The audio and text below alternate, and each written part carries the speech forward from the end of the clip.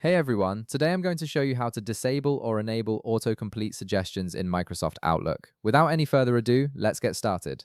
First, you'll want to open your Microsoft Outlook application and log into your account. This will load all your emails and give you access to the settings we need to modify. Once everything has loaded and you can see your inbox, we're ready to move forward with adjusting the autocomplete feature.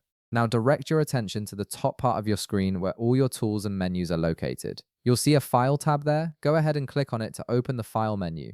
This is where Outlook keeps most of its important settings and account management options, so it's an essential area to familiarize yourself with. Once the File menu opens, look toward the bottom of that menu. You'll notice an option called Outlook Options.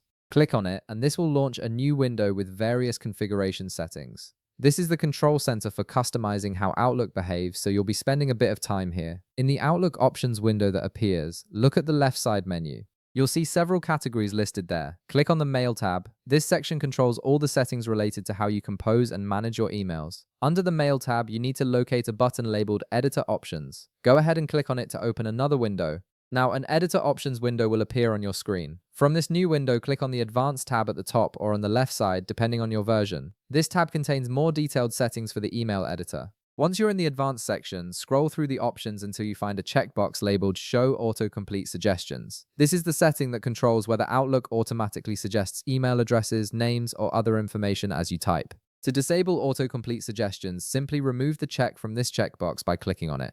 If the checkbox is already unchecked and you want to enable the feature, just click on it to add the check mark. This gives you complete control over whether you want those helpful but sometimes distracting suggestions popping up while you compose emails. Once you've configured the setting to your preference, click the OK button to save your changes. You've now successfully adjusted the autocomplete suggestions in Microsoft Outlook to match your workflow. If this video helped you out, be sure to leave a like, subscribe, and I'll see you in the next one.